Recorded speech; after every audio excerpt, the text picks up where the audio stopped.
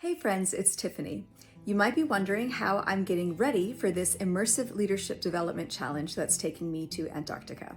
Well, no surprise here, one thing I'm doing is a lot of reading. So I thought I'd take a minute and show you a couple of the books that I pulled off these shelves that you always see behind me to get me ready for my journey. So the first one is this lovely book about Antarctica, the history of the continent, exploration, and a bit about the science as well. I'm super stoked to catch back up on that.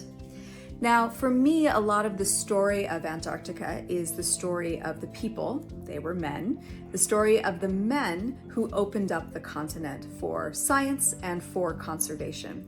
And two men really loom large in that history, although there are quite a few of them. And of course, those two men are Scott and Shackleton.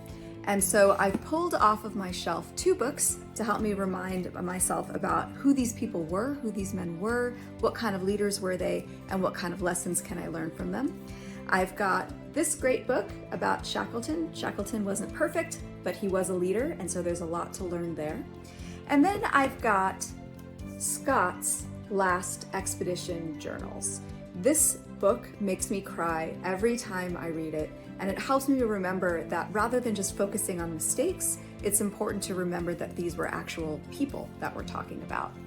And then I'm pulling out one of my favorites, a book I've read so many times, Lansing's classic book about the Endurance Journey. That's Shackleton's famous journey where the ships got stuck while they were down in the Antarctic.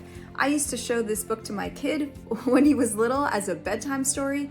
In retrospect, maybe that's a little bit strange, but I think it tracks, right? So you can see how passionate I am about this. I'm so excited to be going to the Antarctic. I'm so excited to be going to South Georgia, following in these footsteps, and to really working with women STEM leaders of the future to make sure that our beautiful, precious planet remains for us to explore and to cherish.